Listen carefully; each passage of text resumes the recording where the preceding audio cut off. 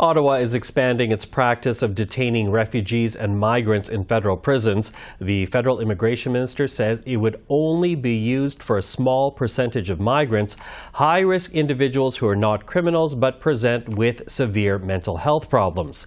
Critics of the practice, though, are not buying that argument. They want to see the practice ended, worried about potential and past instances of abuse. Well, with more, we're now joined by Allan Rock, former Justice Minister and Attorney General of Canada, former Ambassador to the United Nations, who has been speaking out about this issue. Mr. Rock, thank you for being here. Pleasure to be here, Michael. Thank you.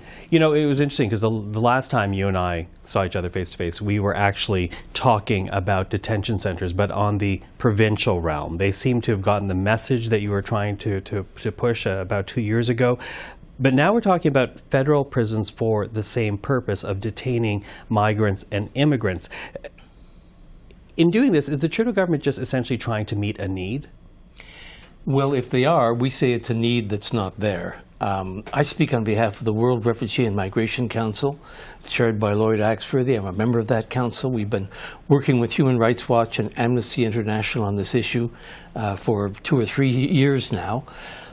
The Government of Canada used provincial jails until the provinces were all persuaded, one at a time, to stop that practice. And some of them, like in Alberta, expressly said they were stopping it because it was just wrong and it wasn't the way you treat newcomers to the country while their paperwork gets sorted out. And so now that all the provinces have shut their jails for the purpose, the Government of Canada has turned to federal prisons. We say it's a need that does not exist, and I'll explain why. First of all, detention generally is overused by the Canadian Border Services Agency. Since 2016, over 45,000 migrants and asylum seekers have been detained. Now, not all of them in jails, but they've been detained. 90% of the cases are on the grounds of flight risk. So not a matter of danger to the public, flight risk. They might not turn up at their hearing. But there's so many other less expensive, less intrusive, more human rights friendly ways of dealing with that.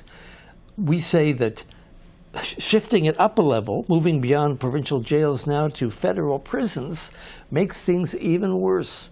And so we fundamentally disagree with the use of a criminal justice mechanism for an administrative purpose. Okay, I hear what you're saying here about the numbers, but you know, to hear it from the immigration minister, he says that it will only be a minority of cases for which federal prisons will be used, and it will be used essentially for people who are considered high risk. And when you kind of hear that argument, does that not just protect Canadians from individuals who might pose a danger if they are not being held in a place where they can be monitored?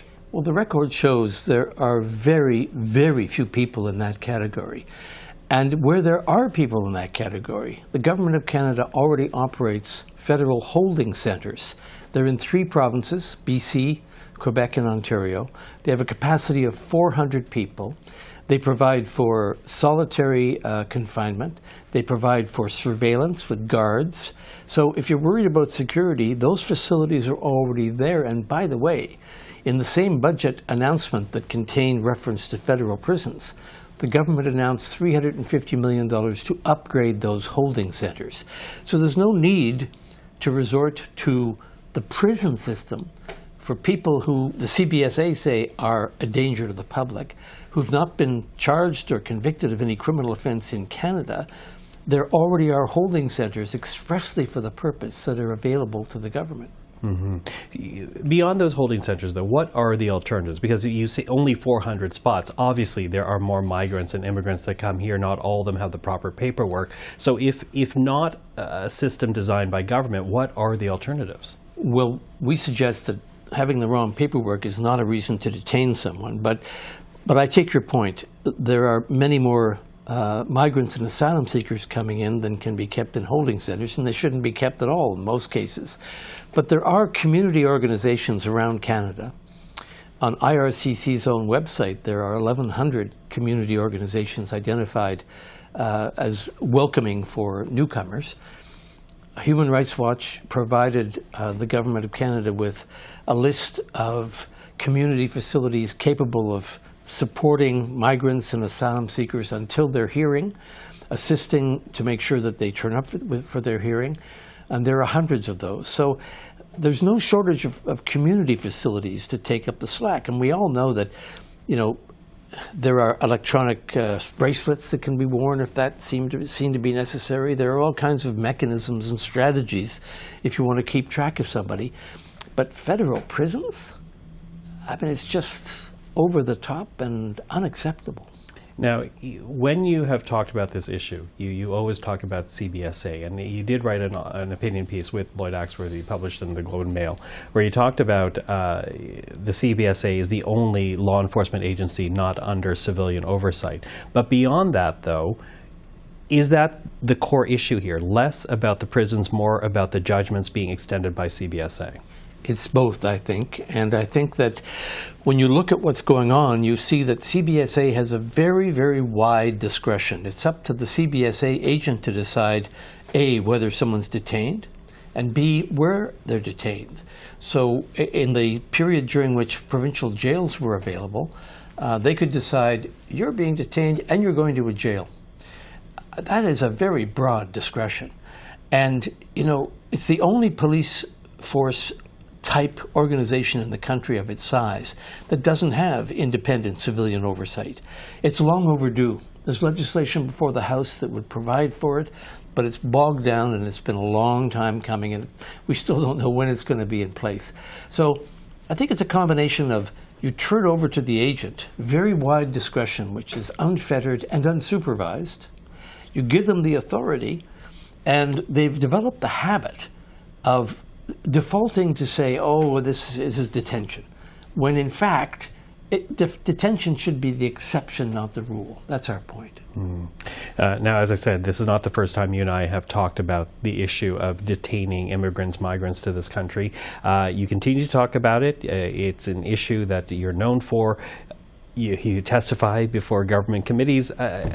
I'm wondering what type of reaction you're getting. You are yourself a former Liberal cabinet minister. When you speak to, I don't know if you have, but if and when you speak with the immigration minister, what's the kind of response that you're getting? Well, first of all, I have the highest regard for the immigration minister and for Minister LeBlanc. They're both terrific people. I know Dominic LeBlanc personally from having worked with him in caucus and in Parliament. But I respectfully suggest that they're putting too much emphasis on what they're hearing from the agency, the CBSA, and that they ought to dig more deeply into the facts and push back on this national security and public safety rubric. It's very easy to say public safety is involved. Oh, it's a matter of safety, and we don't want to err on the side of endangering the public. But in reality, there are so few cases where safety is engaged. And as I say, there are holding centers that can provide for that. So I think, it's hard to justify using a criminal justice facility for an administrative purpose. It's just apples and oranges. And I say that neither minister has been able to make the case persuasively. They're acting in good faith. I don't challenge that. But what I urge them to do is look more closely at the facts.